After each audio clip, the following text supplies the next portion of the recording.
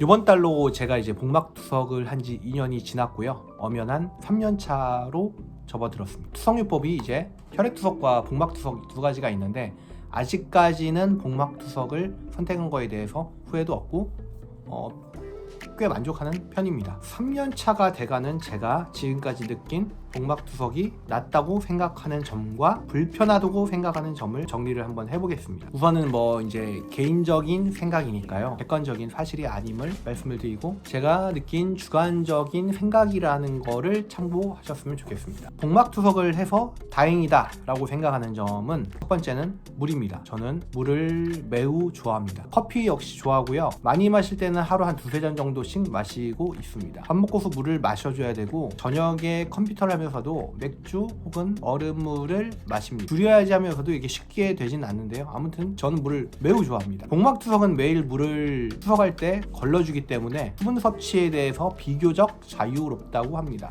물론 이제 과하게 먹으면 부종이 생겨서 혈압 상승이나 폐에 물이 차는 등의 부작용으로 이어지지만 그 정도까지는 안 되도록 조절을 해야죠.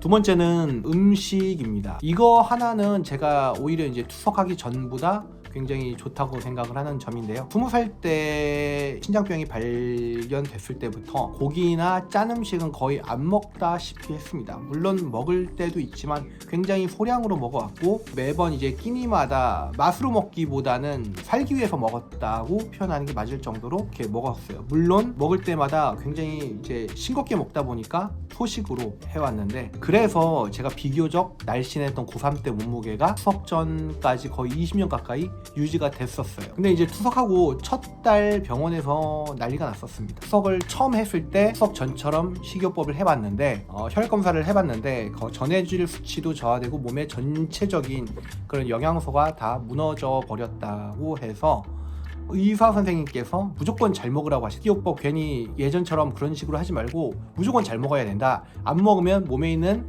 단백질이라든지 몸에 있는 영양소가 분해가 돼가지고 밖으로 빠져나가 버리니 굉장히 위험하게 될 수도 있다.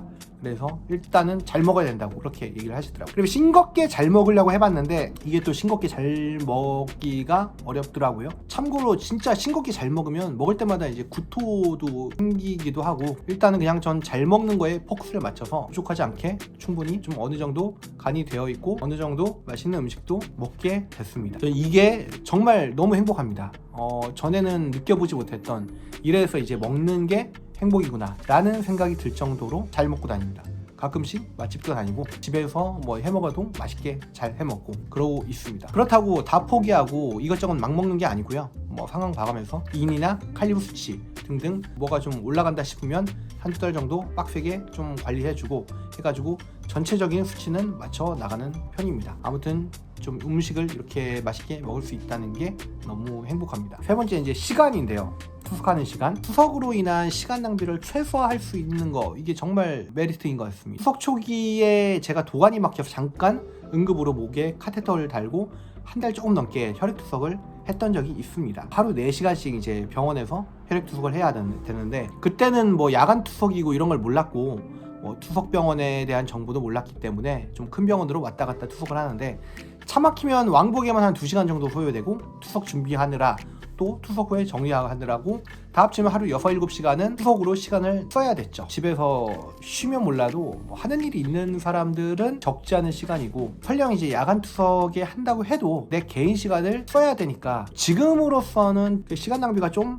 된다고 생각을 합니다. 참고로 저는 지금 야간 투석으로 자기 전에 기계 이제 연결해서 아침에 일어날 때 투석이 끝나는 순전히 취침 시간에만 투석을 하고 있어서 시간적으로는 혈액 투석보다는 확실히 메리트가 있다고 생각을 합니다. 크게 보면 한 이 정도 3가지 정도가 복막투석이 더 낫다고 생각을 하는데요. 물론 편하지만은 않습니다. 복막투석을 하면서 혈액투석을 하면 좋았을 걸 하는 생각이 드는 불편한 점도 있습니다. 크게는 2가지인데요. 첫 번째는 이제 목욕할 때 지금 목욕탕 가본 지가 2년이 넘었습니다. 투석한 지 딱 2년이 넘었으니까 샤워를 자주 해주고 때도 밀고 있지만 뭔가 몸을 불려서 빼야 되는데 그렇지 못하니 항상 샤워하고 나올 때마다 찝찝한 기분이 듭니다. 이제 아들도 몇 주 지나면 7살인데요. 같이 목욕탕도 가서 서로 등도 밀어주고 싶은데 그게 안 됩니다. 아무튼 아들한테 미안하네요. 두 번째는 이제 뒤처리인데요. 그 혈액투석은 병원에서 모든 과정을 다 하다 보니까 병원에서 뒤처리가 가능해요. 연결부터 빼고 이렇게 하는 것까지 다 이제 병원에서 해주니까 뭐 뒤처리 할 게 없어요. 옷만 갈아입으면 되죠. 복막투석은 이제 집에서 투석액을 집에서 배분받아서 몸에 연결하는 것부터 해서 백팩, 폐기까지 모든 걸 다 집에서 혼자 처리를 해야 돼요.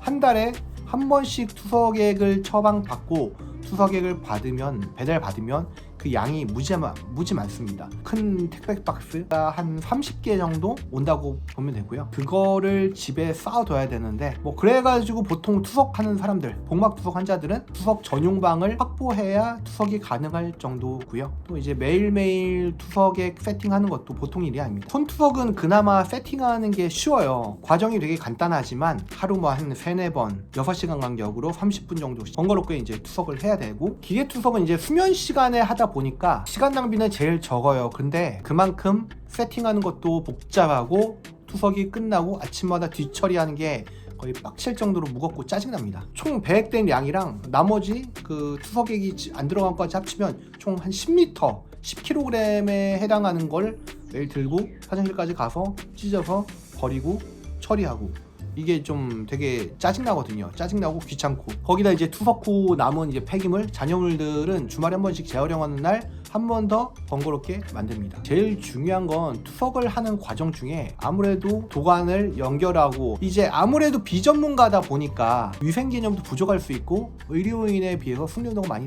딸리기 때문에 감염 등에 노출될 수도 있고, 그에 대한 책임 혹은 대가 뭐 이런 거는 스스로 져야 됩니다. 아무튼 이런 점이 되게 좀 안 좋습니다. 뭐 그렇습니다. 저는 그럼에도 불구하고 지금이 더 좋습니다. 뭐 제가 혈액투석을 아직 접해보지 않았기 때문에 그럴 것 같기도 하지만 아직까지는 그렇습니다. 복막투석이 3년차가 돼가는데요. 더 열심히 관리를 해야겠죠. 여러분들도 모두 관리 열심히 하시고요. 다음에 또 뵙겠습니다.